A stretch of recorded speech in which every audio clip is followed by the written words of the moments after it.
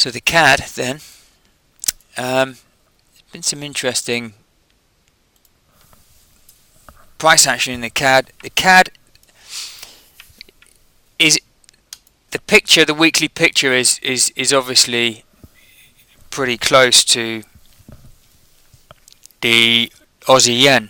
The Aussie is firmer than the CAD, so the Aussie is the shape of the chart in the Aussie is a little bit more mature than the CAD.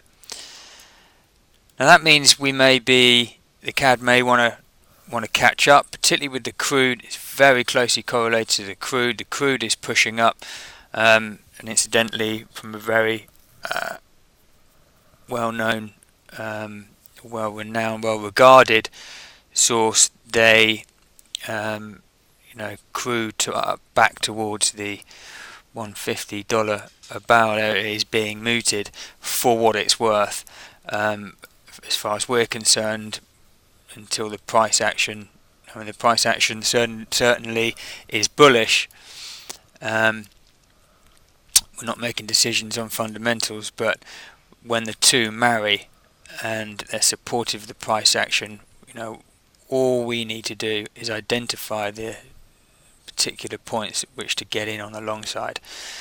Now in the CAD yen we have two levels, 88.44 and 90.3.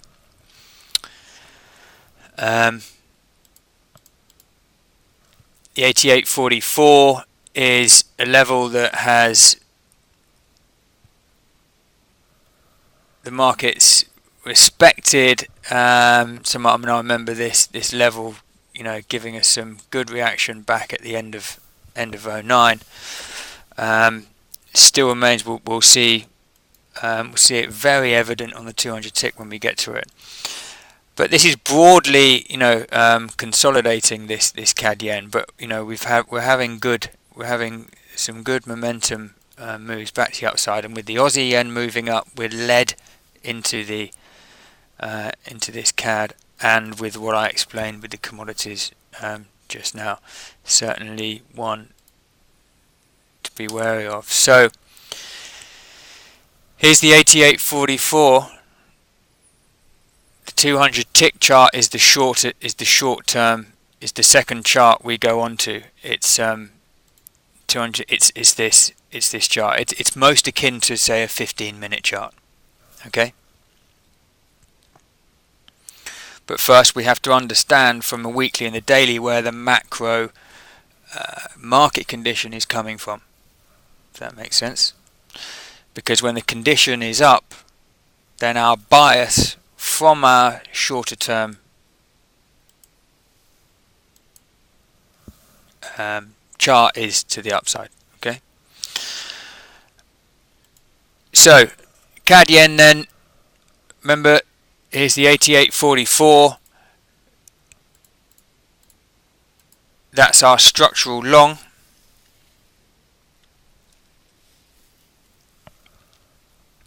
Which we're above, like the Aussie yen.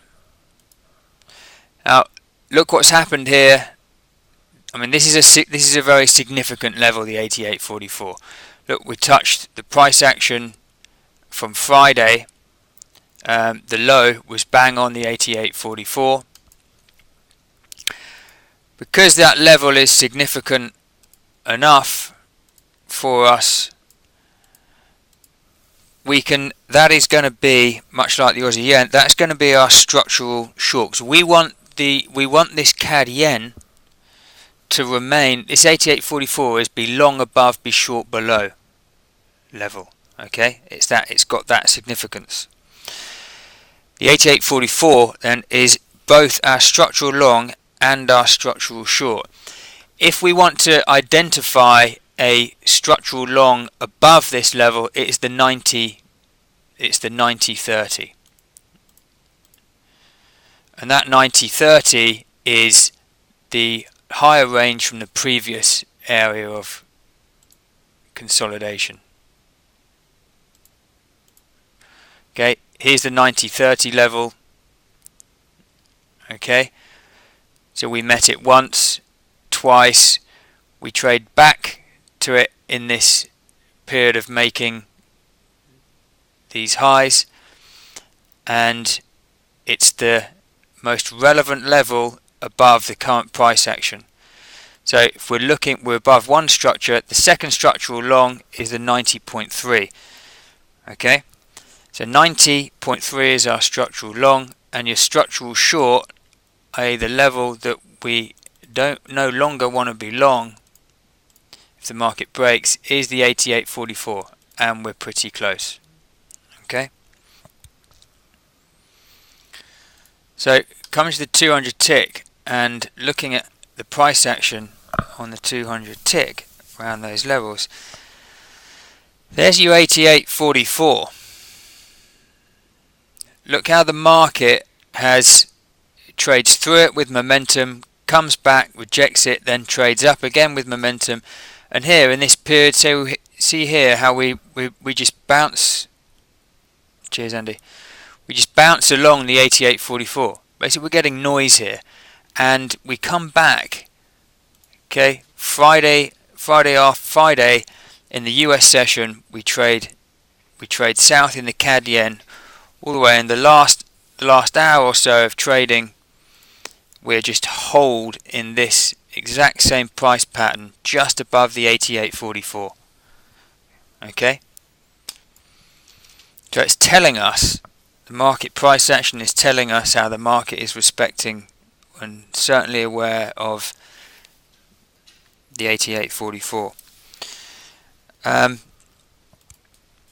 In terms of looking at our long and short points from the 200 tick, our long is going to be 89.06. It's the high of the previous daily high, and it's a point that when the market broke out, we just came down and touched the 89.06 here. The bias is to the upside, and we're going to have the previous thanks, Janet. Yeah, deal with that question. Thank you. So the closest point to be long, and we can be a little bit more aggressive on the long side because we've got such good strength versus weakness here. The very earliest opportunity is the 89.06, which is the previous daily high. Now, the short is straightforward. The short is going to coincide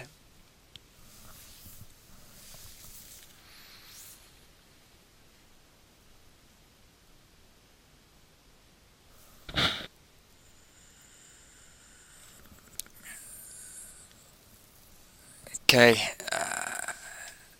pair straddles a structural point above below it, giving continual buy and sell signals. This may cause whipsaw. You still take each buy and sell signal according to methodology.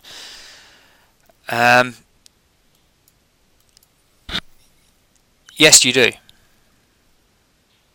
Okay, thanks, Janet. Okay, so the 88.44 is a structural short, and because it's so close to the price action, it's gonna be our short-term short point, our near-term short point as well. So the 88.44 is our short, the long is 89.06. If we're going long at the 89.06, we want to position our stop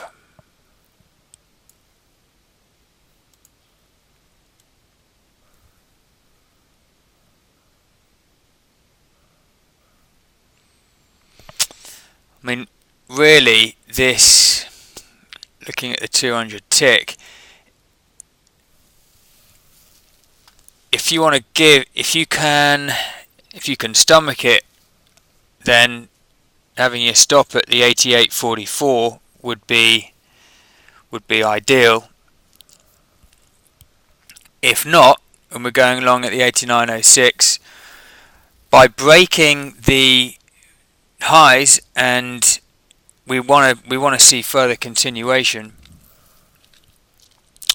If you can't stomach having your stop at 88.44, you want to position your stop the other side of the 8906, but taking into account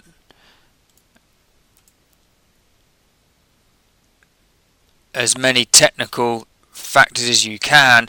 So if you need a closer stop, the closest stop you can have with giving the market enough room would be 88.88.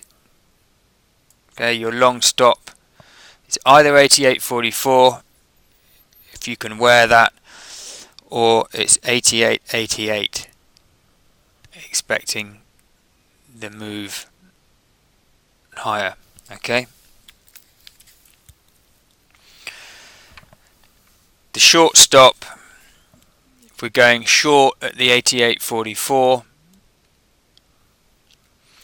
we don't want the market, because the direction, the bias is to the upside. If we're going short, which is not a major priority, if we are going short, we don't want to give that trade too much room to fail to the short side. So we're just going to accommodate this short-term period of consolidation here and have our stop at 88.75. Your short stop is 88.75. Okay. Just going to stop the recording and answer your question, Kevin. One sec.